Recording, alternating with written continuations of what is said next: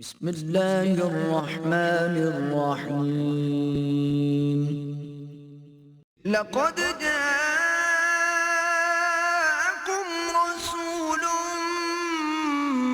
من انفسكم عزيز عليه ما عنتم حريص عليكم بالمؤمنين رؤوف رحيم.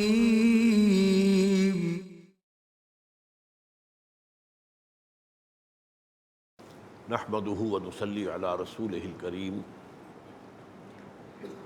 اما بعد فقال الله تبارك وتعالى كما ورد في سورة الحجرات اعوذ بالله من الشيطان الرجيم بسم الله الرحمن الرحيم انما المؤمنون اخوة فاصلحوا بين اخويكم واتقوا الله لعلكم ترحمون. وقال عز وجل كما ورد في سورة المائدة انما وليكم الله ورسوله والذين آمنوا الى قوله تعالى ومن يتول الله ورسوله والذين آمنوا فإن حزب الله هم الغالبون. وقال عز وجل كما ورد في سورة التوبة والمؤمنون والمؤمنات بعضهم أولياء بعض. صدق اللہ العظیم. وعن ابی ہریرہ رضی اللہ تعالی عنہ قال رسول اللہ صلی اللہ علیہ وسلم لا تحاسدوا ولا تناجشوا ولا تباغضوا ولا تدابروا ولا يبع بعضكم على بيع بعض وكونوا عباد الله اخوانا. المسلم اخو المسلم لا يظلمه ولا يخذله ولا يحقره التقوى ها هنا ويشير الى صدره ثلاث مرات التقوى ها هنا التقوى ها هنا التقوى ها هنا. بحسب امرئ من الشر ان يحقر اخاه المسلم كل المسلم على المسلم حرام دمه وماله وعرضه. رواہ الامام مسلم رحمہ اللہ. رب اشرح لی صدری ویسر لی امری واحلل عقدۃ من لسانی یفقہوا قولی. اللہم ربنا الہمنا رشدنا واعذنا من شرور انفسنا. اللہم ارنا الحق حقا وارزقنا اتباعہ وارنا الباطل باطلا وارزقنا اجتنابہ. آمین یا رب العالمین. ہماری آج کی گفتگو کا موضوع یہ اربعین نووی جو ہے اس کی 35ویں حدیث کے حوالے سے مسلمانوں میں باہمی اخوت، باہمی خلوص و اخلاص، باہمی حمایت، اس کی جو کیفیت ہونی چاہیے اس پر ویسے تو قرآن مجید میں بہت مقامات پر اس کی تاکید موجود ہے. میں نے صرف 3 حوالے اس وقت قرآن سے پہلے آپ کو دیے. سورہ حجرات میں فرمایا انما المؤمنون اخوۃ فاصلحوا بین اخویکم. مومن تمام آپس میں بھائی بھائی. واقعہ یہ ہے کہ یہ اخوت باہمی کا جو تصور دنیا میں اسلام نے پیش کیا ہے اور کہیں موجود نہیں. علامہ اقبال نے بڑی خوبصورتی سے اسے اپنے اشعار میں سمویا ہے. کل مومن اخوۃ اندر دلش. مومن کے دل میں یہ بات موجود ہوتی ہے کہ تمام مومن آپس میں بھائی بھائی. کل مومن اخوۃ اندر دلش. حریت سرمایہ آب و گلش. آب و گل پانی اور مٹی. پانی مٹی سے ہم بنے ہیں نا، تو بندہ مومن کی سرشت میں اس کی مٹی اور پانی جس سے وہ بنا ہے اس میں حریت موجود ہے، آزادی. ایک اللہ کی غلامی تمام غلامیوں سے نجات. یہ ایک سجدہ جسے تو گراں سمجھتا ہے 1000 سجدوں سے دیتا ہے آدمی کو نجات. حریت کا یہ تصور آپ کو کہیں نہیں ملے گا. کوئی نہ کوئی غلامی موجود ہوتی ہے. بادشاہوں کی غلامی ہے یا جمہوریت میں اکثریت کی غلامی ہے. جو اکثریت کی رائے ہوگی چاہے وہ غلط ہو وہ چلے گی، اقلیت کی رائے نہیں چلے گی چاہے وہ صحیح ہو۔ بندوں کو گنا کرتے ہیں تولا نہیں کرتے، ڈکٹیٹروں کی غلامی اور سب سے آگے بڑھ کر اپنے نفس کی غلامی، ان تمام غلامیوں سے آزادی، حریت سرمایہ آب و گلش، ناشکیب امتیازات آمدہ۔ بندہ مومن جو ہے وہ انسانوں میں امتیاز کو برداشت ہی نہیں کر سکتا، یہ کالا گورا مشرقی مغربی، یہ اونچی ذات یہ نیچی ذات، معاذ اللہ۔ اس سے آزاد کرنے والا پوری دنیا کی تاریخ میں صرف دین اللہ ہے اور کوئی نہیں، ورنہ ہمیشہ امتیازات ہوں گے۔ کالے گورے کا امتیاز آج بھی امریکہ میں ختم نہیں ہوا ہے، اگرچہ قانونی دستوری اعتبار سے جتنی وہاں کوشش کی گئی اس سے زیادہ ناممکن ہے۔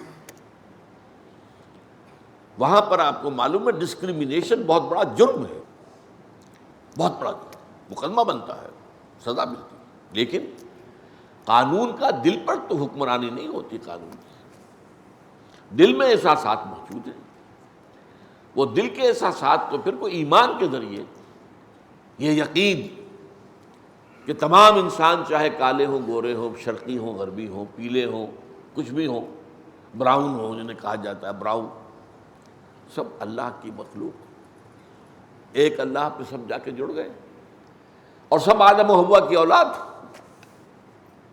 ان سب کا باپ مشترک ہے ماں مشترک ہے۔ یہ ڈسکریمنیشن جو ہے نہیں ختم ہو سکتی جب تک کہ ان دو چیزوں پر ایمان نہ ہو کہ اللہ ہے سب کا خالق اور ساری نوع انسانی آدم اور حوا کی نسل ہے۔ اب ڈارون کے نظریے نے تو بانٹ دیا انسان کو، اب ان کے درمیان کیا چیز مشترک ہے؟ انسانوں کے درمیان کوئی چیز مشترک ہے ہی نہیں۔ اسی طرح آپ جانتے ہیں دنیا میں اس وقت بھارت کو ڈیموکریسی کی معراج پر سمجھا جاتا ہے، اس میں کوئی شک نہیں، بڑا کارنامہ ہے انہوں نے جس طرح جمہوریت پر عمل کر کے دکھایا ہے۔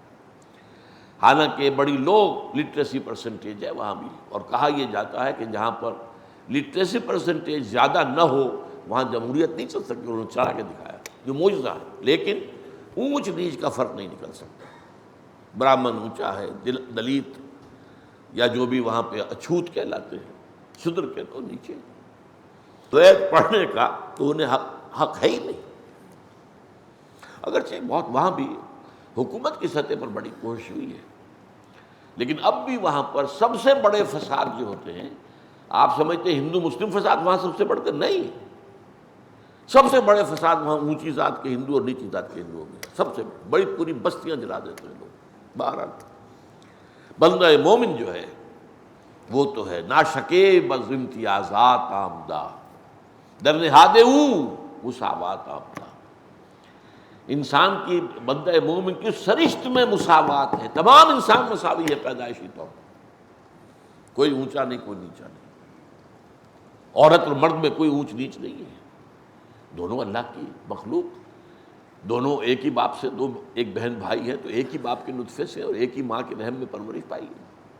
ہاں معاشرتی نظام میں ایک فرق ہے، جیسا آپ کے دفتر میں انسان سب برابر ہیں لیکن چپڑاسی اور دفتر افسر برابر تو نہیں ہیں، یہ انتظامی معاملات ہوتے ہیں۔ انتظامی معاملات میں انسٹیٹیوشن فیملی کو الرجال قوامون علی النساء، وہ جو ہے ان کو ایک طرح کا اختیار دیا گیا ہے، وہ نظام کو چلانے والے ہیں، ہیڈ آف دی فیملی وہ مرد ہے، شوہر ہے، بریڈ ارنر وہ ہے، روزی کمانا اس کے ذمہ ہے، عورت کے ذمہ نہیں ہے۔ تو اس حوالے سے بہرحال پہلی آیت میں نے آپ کو سنا انما المؤمنون اخوۃ، دوسری آیت والمؤمنون والمؤمنات بعضهم اولیاء بعض، مومن مرد اور مومن عورتیں جو ہے ایک دوسرے کے اولیاء ہیں، ولی ہیں۔ ولی کا اب لفظ جو ہے بڑا گمبھیر لفظ ہے، ایک لفظ میں اس کا ترجمہ نہیں ہو سکتا، مددگار، حامی، پشت پناہ، یہ سارے الفاظ جمع کر لیجیے آپ تو ولی بنے گا۔ تو انما المؤمن والمؤمنون والمؤمنات بعضهم اولیاء، اس سے پہلے ایک آیت میں آیا ہے کہ المنافقون والمنافقات بعضهم من بعض، منافق مرد اور عورتیں وہ ایک دوسرے میں سے ہی ہیں، یعنی ایک ہی تھیلی کے چٹے بٹے ہیں، مرد ہوں چاہے عورتیں ہوں، منافق مقابلے میں آیا والمؤمنون والمؤمنات بعضهم اولیاء بعض، وہ ایک دوسرے کے اولیاء ہیں، ولی ہیں۔ تیسرا سورہ مائدہ کا مقام، یہاں پہ حزب اللہ کے اوصاف بیان ہو رہے ہیں، اللہ کی جماعت، اللہ کی پارٹی کون سی ہے، ان کا ایک وصف، وہ 3 آیتیں 3 اوصاف ہیں، میں ایک وصف بیان کر رہا ہوں۔ انما ولیکم اللہ ورسولہ والذین آمنوا، دیکھو مسلمانوں، تمہارا ولی یا اللہ ہے یا اس کا رسول ہے یا اہل ایمان ہے، اس دائرے سے باہر تمہاری ولایت نہیں جائے گی۔ کافروں سے، غیر مسلموں سے، یہودیوں سے ولایت نہیں، ہاں حسن سلوک ہو سکتا ہے، جو ہمارے خلاف ریشہ دوانی میں مصروف نہیں ہے تو وہ ان کے ساتھ حسن سلوک آپ کر سکتے۔ سورہ ممتحنہ میں بڑی تفصیل سے آیا، اللہ اس سے منع نہیں کرتا کہ جن لوگوں نے تمہارے خلاف کوئی محاذ آرائی نہیں کی ہے، تم پر چڑھائی نہیں کی ہے، تم سے لڑے نہیں ہیں، تمہارے خلاف ریشہ دوانی میں مصروف، ان کے ساتھ حسن سلوک کرو۔ یہ حسن سلوک اور ہے، ولایت اور محبت یہ نہیں ہوگا۔ ولایت اور محبت اللہ سے نمبر 1، رسول سے نمبر 2، اور پھر اہل ایمان سے۔ انما ولیکم اللہ ورسولہ والذین آمنوا، اور اگلی آیت میں پھر اس کا وَمَن يَتَوَلَّ اللَّهَ وَرَسُولَهُ وَالَّذِينَ آمَنُوا فَإِنَّ حِزْبَ اللَّهِ هُمُ الْغَالِبُونَ، اور جو اہل ایمان یہ تقاضے پورے کر دیں کہ اللہ ہی ان کا ولی ہے اور رسول ان کا ولی ہے اور اہل ایمان ان کے ولی ہے، بس تو یہ لوگ حزب اللہ بن جاتے ہیں۔ اور سن لو کہ حزب اللہ ہی بالآخر غالب ہوگی۔ تو یہ تو میں نے 3 مقامات جو ہیں آپ کو حدیث سے دی۔ اب آئیے جو حدیث کا قرآن مجید کے مقامات سے کے بعد حضرت ابو ہریرہ رضی اللہ تعالیٰ عنہ سے روایت ہے، وہ فرماتے ہیں کہ حضور نے ارشاد فرمایا، یہاں پر کچھ منفی احکام آ رہے ہیں، یہ نہ کرو، یہ نہ کرو، یہ نہ کرو، یہ نہ کرو۔ اس کے برعکس بعض احادیث میں مثبت احکام آئے، یہ کرو، یہ کرو، یہ کرو، یہ کرو، وہ اس میں نہیں ہے، لیکن میں چند حدیثیں وہ بعد میں آپ کو بتاؤں گا تاکہ بات مکمل ہو جائے۔ لا تحاسدوا، نمبر 1، دیکھو آپس میں حسد مت کرو۔ حسد اور تکبر بدترین گناہ ہے۔ یہی 2 مرض تھے جس سے کہ عزازیل، وہ تو مقربین نے بارگاہ کا تھا، بہت اللہ کا تقرب حاصل تھا اسے کہا جاتا ہے کہ وہ ملائکہ کا معلم الملکوت، فرشتوں کا معلم تھا، جن، لیکن جنوں میں اور ملائکہ میں بہت کم فرق ہوتا ہے بعض اعتبارات سے۔ ملائکہ نور سے پیدا کیے، جن نار سے پیدا کیے گئے۔ نار میں بھی تو ایک نور ہے نا، روشنی ہے کہ نہیں، آگ جل رہی ہے تو روشنی ہوگی۔ جبکہ انسان، وہ ہم پڑھ چکے ہیں، آب و گلش، پانی اور مٹی کے ملغوبے سے، گارے سے پیدا کیا گیا، طین سے۔ تو طین جو ہے وہ کثیف شے ہے، وہ نور وہ بھی لطیف، نار بھی لطیف ہے۔ اور ان کا یہ ہے کہ قرب کی وجہ سے یہ عزازیل نامی جن جو ہے یہ اپنی عبادت اور علم اس کے اندر اتنا بڑھا کہ فرشتوں کے صفوں میں آ گیا اور ان کا بھی معلم بن گیا۔ لیکن کہاں مار کھائی ہے؟ حسد اور تکبر۔ یہ آدم کو یہ مقام کیوں دے دیا؟ یہ تو میرا حق تھا۔ حسد، اور انا خیر منہ، خلقتنی من نار وخلقتہ من طین، اے اللہ میں اس سے بہتر ہوں، مجھے تو نے آگ سے بنایا، اس سے مٹی سے بنایا، میں کیسے سجدہ کروں؟ حسد اور تکبر کہاں سے کہاں گرا ہے، اسفل سافلین ہو گیا۔ یہی معاملہ تھا کہ جس کی وجہ سے یہودی جو ہے وہ محروم ہوئے حضور پر ایمان لانے سے بحیثیت مجموعی۔ چند لوگ لائے تھے ایمان، عبداللہ بن سلام رضی اللہ تعالی عنہ، بہت بڑے عالم تھے، لیکن اکثر یہودی نہیں، حالانکہ پہچانتے تھے، یعرفونہ کما یعرفون ابناءہ، ایسے پہچانتے محمد کو جیسے اپنے بیٹوں کو پہچانتے۔ وہی حسد اور تکبر۔ یہ نبوت تو ہماری جاگیر تھی، آپ کو معلوم ہے تقریباً 2000 برس تک نبوت تو انہی میں رہی نا۔ حضرت اسحاق سے، حضرت ابراہیم کے بڑے بیٹے اسماعیل علیہ السلام، ان کی نسل میں تو نبوت تھی ہی نہیں، آئی ہی نہیں، آخری نبی آئے ہیں بس جا کر کوئی 3000 سال کے بعد۔ وہاں حضرت ابراہیم کے دوسرے بیٹے اسحاق نبی ہیں، ان کے بیٹے یعقوب نبی ہیں، ان کے بیٹے یوسف نبی ہیں، پھر کچھ عرصے کے بعد موسیٰ نبی ہے، ہارون نبی ہے، پھر 1400 برس تک اس کے بعد نبوت کا تاڑ ٹوٹا ہی نہیں، نبوت ہی رہی ہے، ہر وقت کوئی نبی موجود رہا ہے۔ یہ بخاری شریف کی روایت ہے، کانت بنو اسرائیل تسوسہم الانبیاء، بنی اسرائیل کے سیاسی معاملات، حکومتی معاملات، انتظامی معاملات انبیاء کے ہاتھ میں ہوتے تھے۔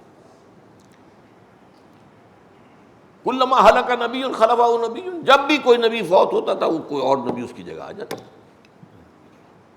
تو اس سے انہوں نے سمجھا یہ تو ہماری جاگیر ہے، یہ کیسے چلی گئی، ان امیین میں کیسے چلی گئی، یہ ان پڑھ لوگ جن کے پاس نہ کوئی شریعت تھی، نہ ان کے پاس کوئی کتاب تھی، کچھ بھی نہیں تھی، امیین، وہ تو گھٹیا سمجھتے تھے، ان پڑھ لوگ، جاہل لوگ، لہذا ماننے کو تیار نہیں۔ اور تکبر، ہم نحن ابناء اللہ واحباہ، ہم تو اللہ کے بیٹوں کی طرح بڑے چہیتے ہیں۔ حسد اور تکبر نے انہیں اس مقام پر پہنچایا کہ اب اللہ تعالیٰ کے مبعوث ترین قوم جو ہے وہ یہود ہے، اگرچہ اس وقت انہیں کچھ سہارا دلوایا ہے اللہ نے عیسائیوں کے ہاتھوں، اور بڑی تلخ بات کہہ رہا ہوں، تاکہ امت مسلمہ کا جو نیوکلیس ہے اس کو سزا اور عذاب دلوائی جائے ان کے ہاتھوں۔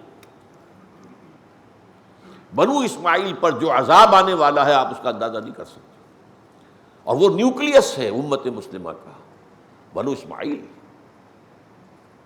امیین، هو الذی بعث فی الامیین رسولا منہم۔ اس کے بعد جو ہے ایرانی آ گئے، ترک آ گئے، بربر آ گئے، ہندی آ گئے، یہ پھر جیسے کہ ایک سٹرکچر ہوتا ہے ایٹم کا، اس کا ایک نیوکلیس ہے، اور پھر جو ہے مختلف وہ دائروں کے اندر وہ الیکٹرانس جو ہے اس کے گرد چکر لگا رہے ہیں۔ تو ہم تو الیکٹرانس میں سے ہیں نا، وہ نیوکلیس تو بنی اسماعیل ہے، ان کی زبان میں اللہ کی کتاب ہے، ان میں سے تھے محمد۔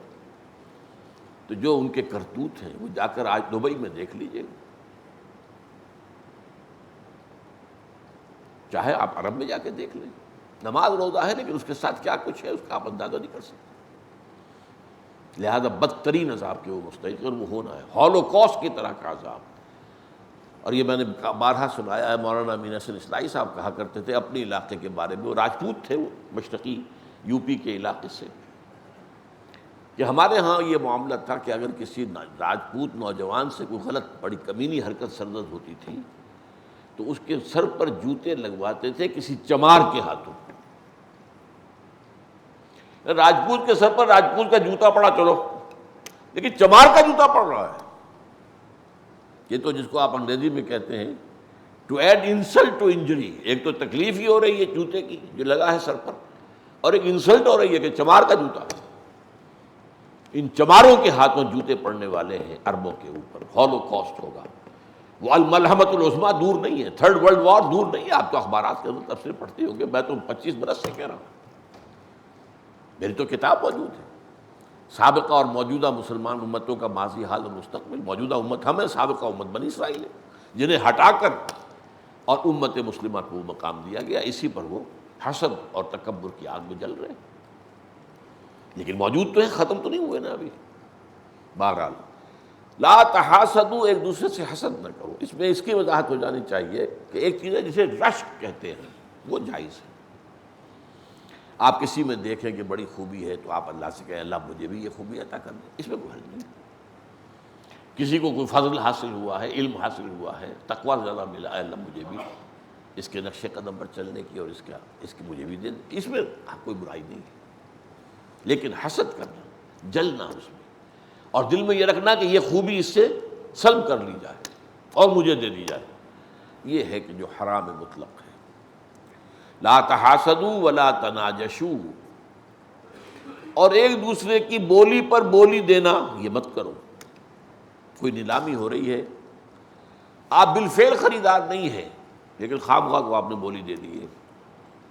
اور آج کل آپ کو معلوم ہے کہ جب یہ آکشن ہوتا ہے تو آکشن کرنے والوں کی طرف سے کچھ لوگ مجمع میں کھڑے ہوتے ہیں، وہ زیادہ قیمت، اچھا وہ اس کے بعد دوسرا جو اس سے زیادہ دے گا، پھر ادھر سے ان کا کوئی آدمی مول پڑا اس نے اور اوپر دے دیا، تو یہ جو ہے یہ بہت غلط ہے۔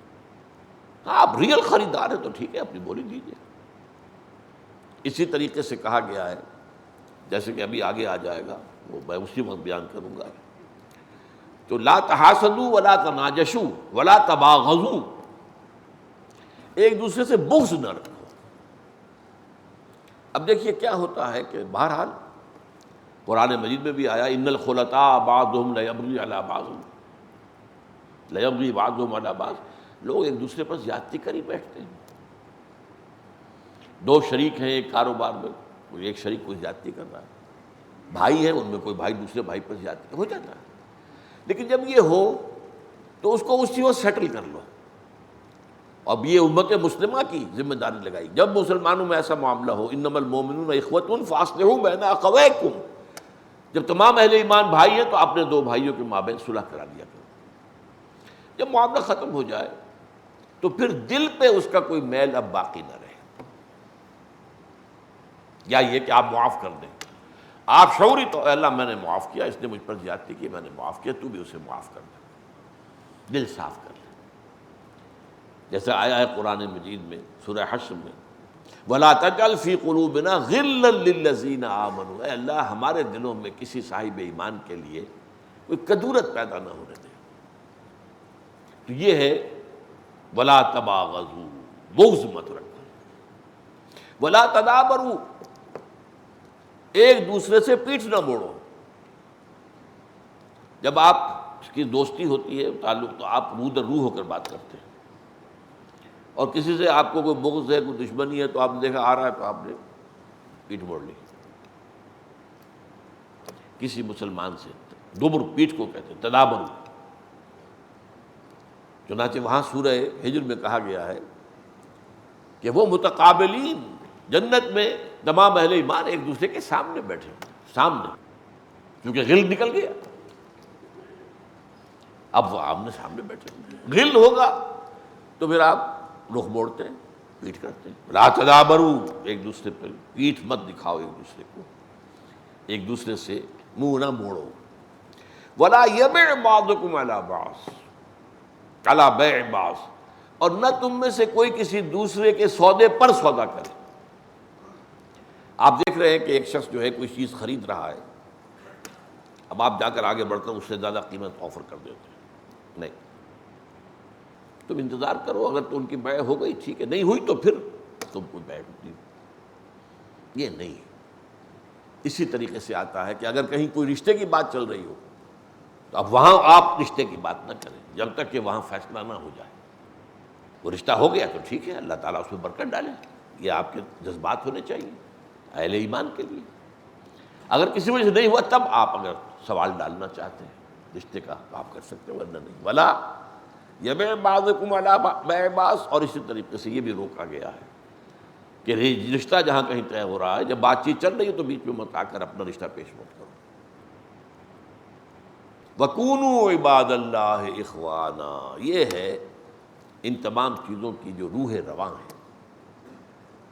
اب دیکھیے چھوٹے سے جملے میں اس کو میں کہوں گا وہی جوامع الکلم، کونوا عباد اللہ اخوانا، سب اللہ کے بندے بن جاؤ اور آپس میں بھائی بھائی،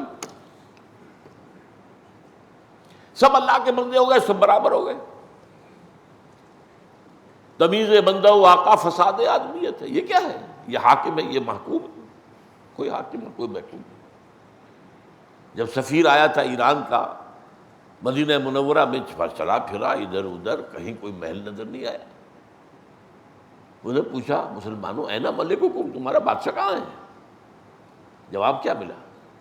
لیس لنا ملکن، ہمارا کوئی بادشاہ وادشاہ نہیں ہے، بل لنا امیر، ہاں ہمارا ایک امیر ہے، صاحب امر ہے۔ بھائی وہ کہاں ہے؟ کوئی ہمیں تو محل نظر نہیں آیا کہ نہیں، وہ اصل میں ہمارے بیت المال کے کچھ اونٹ گم ہو گئے تھے، انہوں نے بہت تلاش کیا، لوگوں نے نہیں ملے، اب ہمارا وہ امیر جو ہے گیا ہے تلاش کرنے کے لیے خود۔ تو یہ میرا اضافہ ہے کہ کسی شخص کو اس نے ساتھ لیا ہوگا جو پہچان تو سکے کہ عمر کون ہے، اور ڈھونڈنے نکلا وہ تو دیکھا دوپہر ہو گئی تھی، دھوپ کی تمازت سی، حضرت عمر تھک گئے تھے، اونٹ کہیں ملے نہیں تھے۔ تو اس کے بعد آپ ایک درخت کے سائے میں اپنے کوڑے کا تکیہ بنا کر لیٹے ہوئے ہیں، نہ کوئی گارڈ ہے، نہ کوئی محافظ ہے، نہ کوئی کچھ۔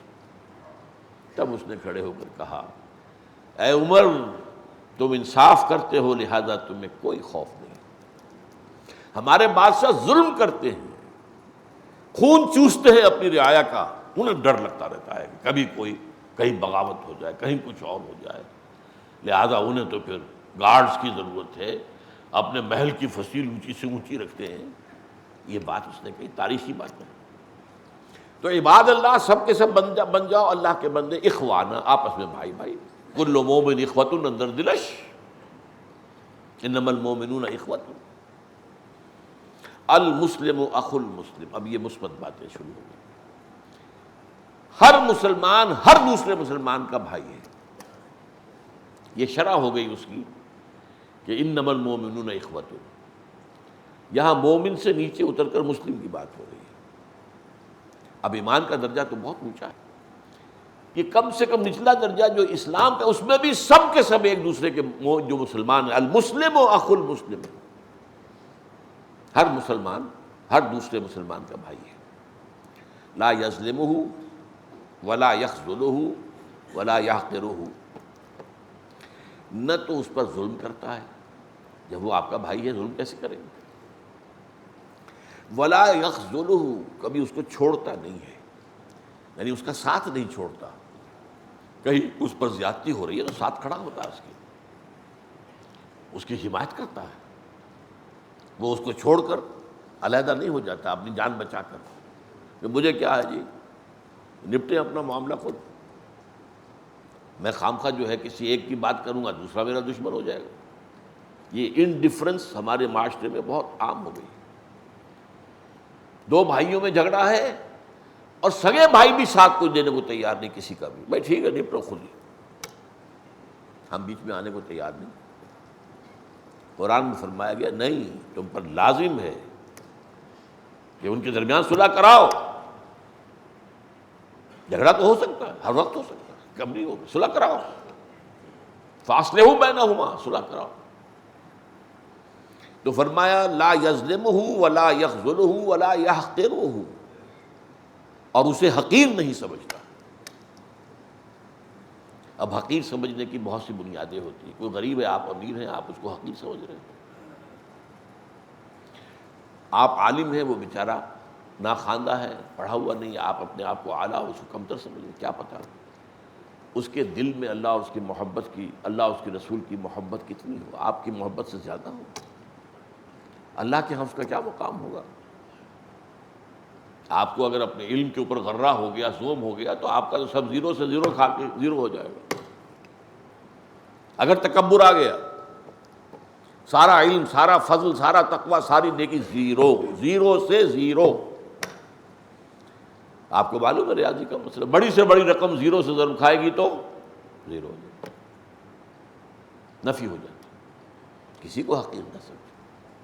اور ہم حدیث پہلے پڑھ چکے ہیں، کیا پتہ آج تو میں دین پر ہوں، صحیح راستے پر چل رہا ہوں، کل کیا ہوگا میرے ساتھ کیا پتہ، کس گڑھے میں پاؤں گر جائے اور پھر جو ہے شیطان پیچھے لگ جائے تو کہاں سے کہاں پہنچا دے، اور کیا پتہ کل اسے اللہ ہدایت دے دے، یہ سرخرو ہو جائے۔ یہ حدیث ہم پڑھ چکے ہیں کہ بسا اوقات ایسا ہوتا ہے ایک آدمی گناہ کرتا رہا یہاں تک کہ اس کے اور جہنم کے درمیان بارش بھر کا فاصلہ رہ گیا، پھر اچانک اس میں تبدیلی آئی، اللہ نے اسے ایمان دیا، نیک عمل کیا، اور اس کی موت ہو گئی، وہ جنت میں گیا۔ اس کے برعکس ایک شخص نیکی کرتا رہا یہاں تک کہ اس کے اور جنت کے درمیان ایک بارش کا فاصلہ رہ گیا، پھر کوئی بپتا ایسی پڑی کہ وہ ایمان اس کا زائل اور وہ گندگیوں میں مبتلا ہو گیا، جیسے سورہ اعراف میں بلعام بن باعورہ کی بات ہے، جس کو کہا گیا ہے الذی آتیناہ آیاتنا، ہم نے اپنی آیات عطا کی تھی اسے، صاحب کرامت بزرگ تھا، بہت بڑا عالم تھا، لیکن ایک عورت کی محبت میں گرفتار ہو کر اس مقام سے جو گرا ہے تو وہ ہے کہ اسفل سافلین میں پہنچ گیا، کیا پتہ۔ اور وہ جو ہمیں خراب نظر آ رہا ہے اس کو اللہ ہدایت دے دے، اپنے لیے اللہ تعالیٰ سے ہمیشہ استقامت کی، اے اللہ ہدایت تو نے دی ہے، اس پر استقامت دیتا ہے، ولا یحقرہ، اسے حقیر نہ سمجھے کسی مومن کو۔ التقویٰ ہا ہونا، اب یہ پھر جوامع الکلم میں سے تقویٰ کا ہمارا تصور کیا ہے، ایک خاص نقشہ ہے، خاص لباس ہے، خاص وضاقتہ ہے، داڑھی بھی لمبی ہے اور اوپر عمامہ بھی ہے، اور جو ہے وہ شلوار یا جو بھی ہے پاجامہ وہ بھی ٹخنوں سے اوپر ہے، یا تہبند ہے تو وہ بھی نصف ساق تک ہے، وغیرہ وغیرہ.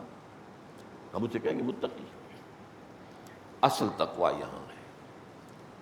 کیا پتہ اس کے اندر ان چیزوں پر ریاکاری موجود ہو، تو ریاکاری بھی وہی زیرو سے ضرب دے کر ہر شے کو ضرب کر دے. بلکہ اسے تو شرک فرمایا ہے. من صلی یرائی فقط اشرکا ومن صام یرائی فقط اشرکا ومن تصدق یرائی فقط اشرکا. جس نے نماز پڑھی دکھاوے کے لیے اس نے شرک کیا، جس نے روزہ رکھا دکھاوے کے لیے اس نے شرک کیا، جس نے خیرات دی دکھاوے کے لیے اس نے شرک کیا. شرک. تو اس اعتبار سے التقوی یہاں ہے اصل تقوی، نیت. لیس البر ان تولوا وجوہکم قبل المشرق والمغرب ولکن البر من آمن باللہ والیوم الآخر والملائکۃ والکتاب والنبیین. جب تک کسی نیک اعمال کا صلہ صرف اللہ سے درکار نہیں، اگر آپ کو دنیا میں کوئی اس کا مقصود ہے تو گئے زیرو. شہرت مطلوب ہے، عزت مطلوب ہے، دولت مطلوب ہے،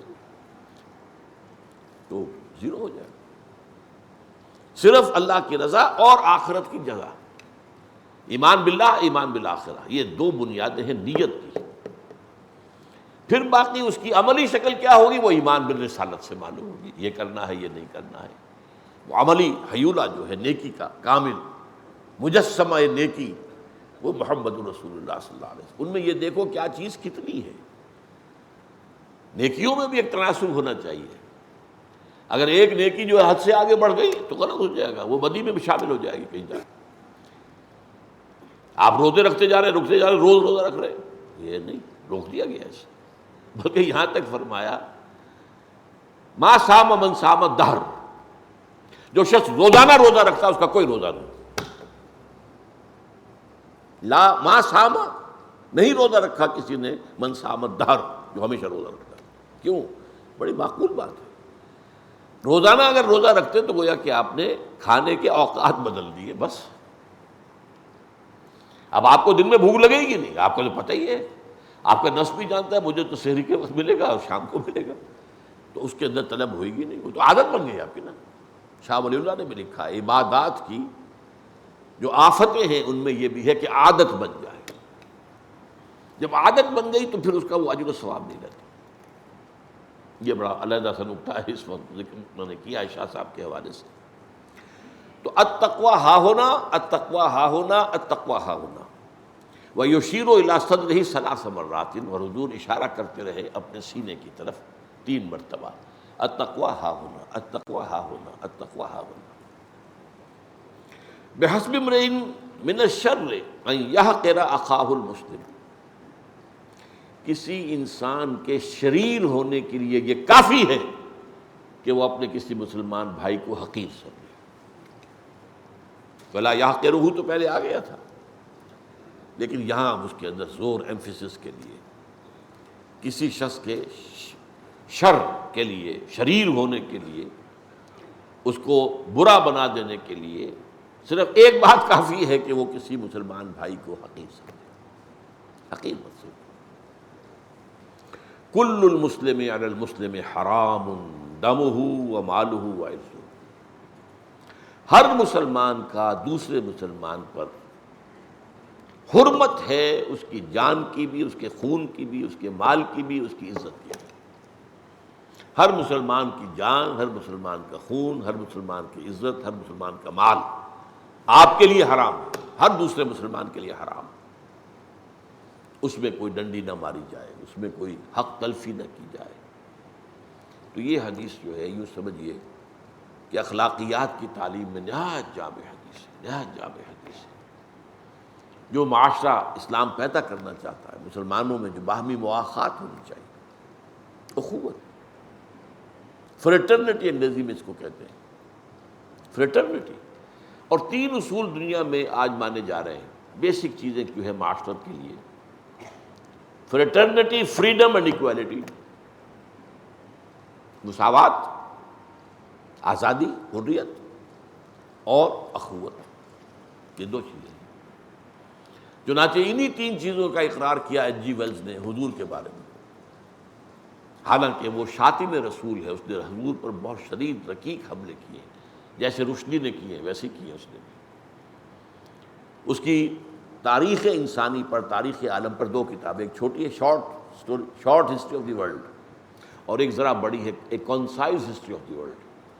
اس دوسری میں concise history of the world کے اندر جو چیپٹر حضور کا ہے، تو اس میں حضور کی شادیوں پر یہ ساری چیزیں جو ہے جس پر کہ گند اچھالتے ہیں یہ لوگ، لیکن جب آیا ہے آخری حصے میں اور خطبہ حجۃ الوداع کو پیش کیا اس نے، جہاں حضور نے فرمایا لا فضل لعربی علی عجمی ولا لعجمی علی عربی ولا لاسود علی احمر ولا لاحمر علی اسود الا بالتقوی، کسی عرب کو کسی اجمی پر کوئی فضیلت نہیں، نہ کسی اجمی کو کسی عرب پر کوئی فضیلت ہے، نہ کسی گورے کو کسی کالے پر فضیلت ہے، نہ کسی کالے کو گورے پر فضیلت ہے، ہاں تقوی کے ساتھ فضیلت ہے۔ کون زیادہ متقی ہے؟ ان اکرمکم عند اللہ اتقاکم، یا ایھا الناس انا خلقناکم من ذکر و انثی، ہم تم سب کے خالق ہیں اور ایک مرد ایک عورت سے تمہیں پیدا کیا، وجعلناکم شعوبا وقبائل لتعارفوا، تمہیں قوموں اور قبیلوں میں اس لیے تقسیم کیا کہ ایک دوسرے کو پہچان سکو، یہ کون ہے بھائی، یہ کس قبیلے کا ہے، یہ کہاں کا رہنے والا ہے، شکلیں مختلف بنائی ہیں، دیکھتے ہی سمجھ جاؤ یہ جاپانی چلا آ رہا ہے یا چینی ہے یا یہ افغان چلا آ رہا ہے یا یہ پاکستانی ہندوستانی کوئی چلا آ رہا ہے۔ تو یہ ساری اس لیے ہے تعارف، پہچان، ان اکرمکم عند اللہ اتقاکم۔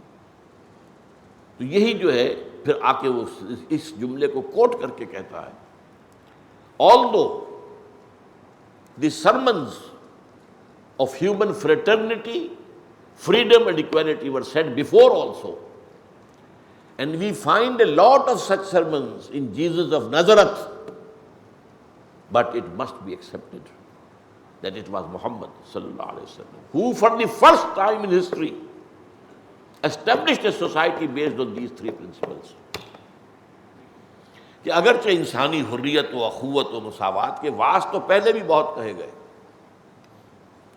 اور عیسائی ہونے کے باوجود کہہ رہا ہے مسیح ناصری، حضرت مسیح علیہ السلام کی وہ جائے ولادت ہے وہ ناصرہ گاؤں تھا، تو اس لیے مسیح ناصری کہلاتے ہیں، جیسس آف نازرت۔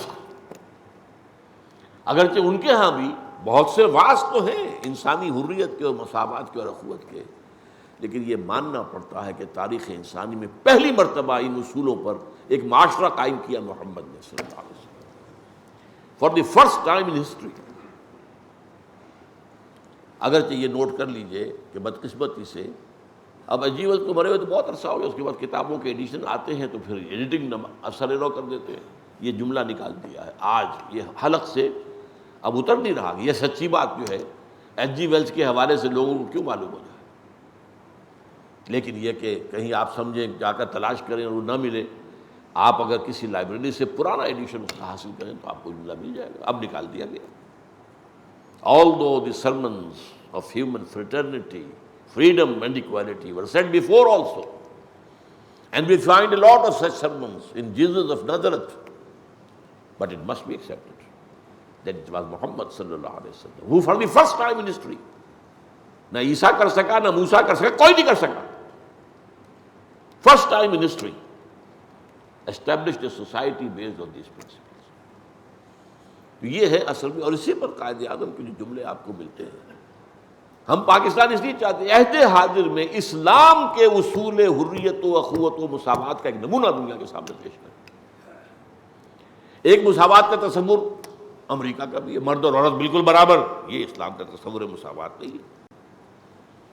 مرد اور عورت ویسے برابر ہیں، جو ہیومن ڈگنیٹی ہے، آنر ہے، دے شیئر اٹ ایکولی، لیکن مرد جب شوہر ہو گیا اور بیوی جب جو عورت بیوی اب وہ برابر نہیں ہے۔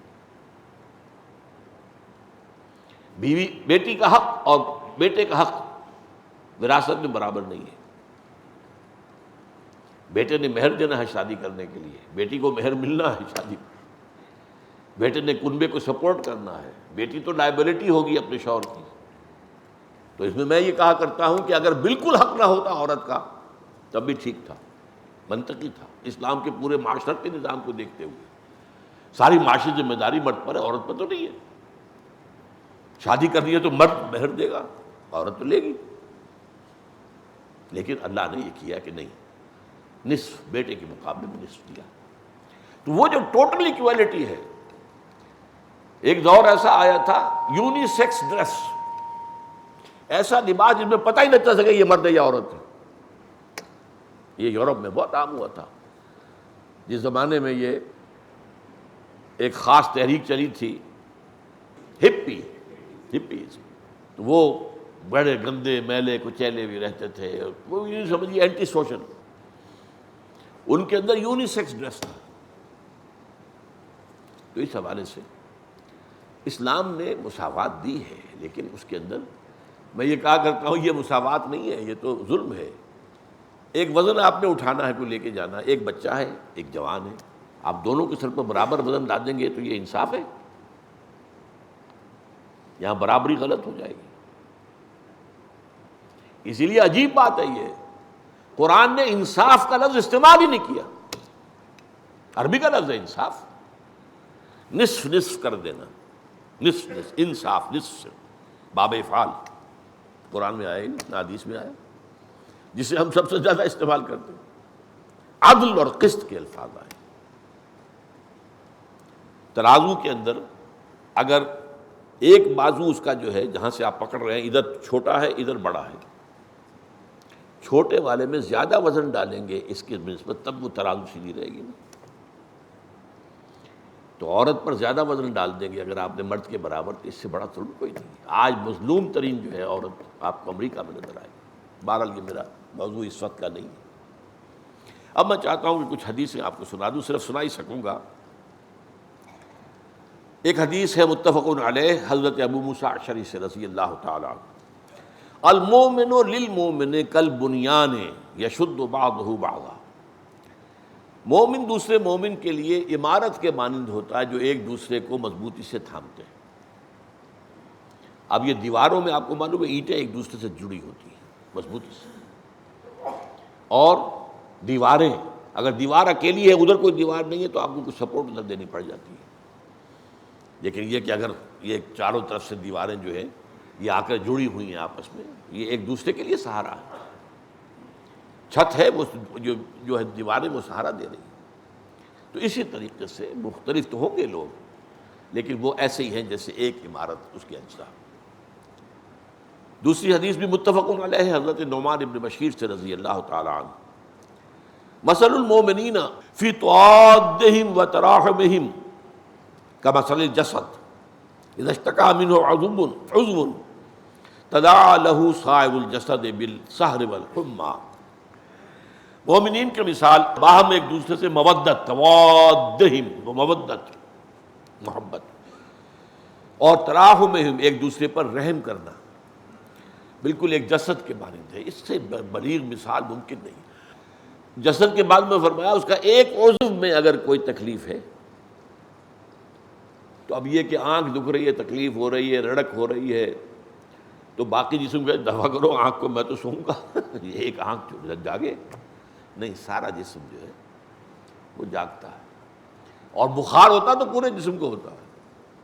انفیکشن آپ کی یہاں ہوئی ہے، اس انفیکشن سے جو فیور آئے گا وہ پورے جسم پر ہوگا۔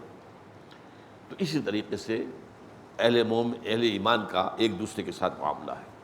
تیسری حدیث متفق علیہ عبداللہ ابن عمر سے، یہ وہی ہے جو ہم نے ابھی پڑھ بھی لی ہے اس کا حصہ، المسلم اخو المسلم لا یظلمہ ولا یسلمہ، مومن دوسرے مومن کا بھائی ہے، نہ ظلم کرتا ہے نہ اسے کسی کے حوالے کرتا ہے جو چاہو کرو اس کے ساتھ۔ ومن فرج عن مسلم کربۃ فرج اللہ عنہ کربۃ من کرب یوم القیامہ، اور جو مومن اپنے کسی مومن بھائی کی کوئی تکلیف اور اس کے دکھ کو اس دنیا کے اندر رفع کرتا ہے، اللہ تعالیٰ اس کے آخرت کے دکھوں میں سے کمی کر دے۔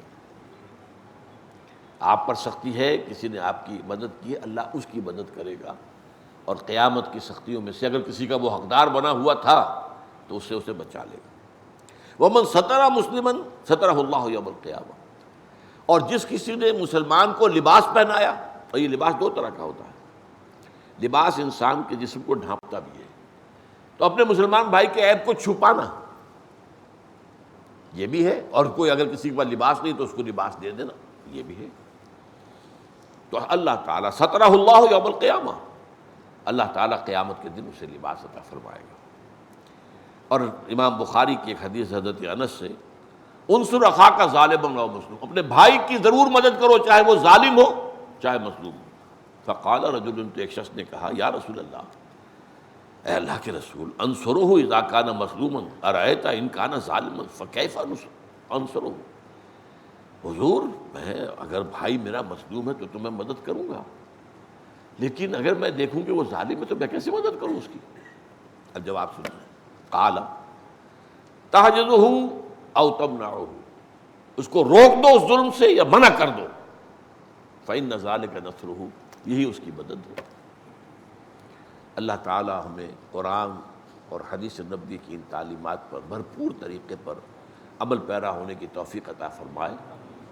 فصلی اللہ تعالی علی خیر خلقہ محمد وبارک وسلم تسلیما کثیرا کثیرا۔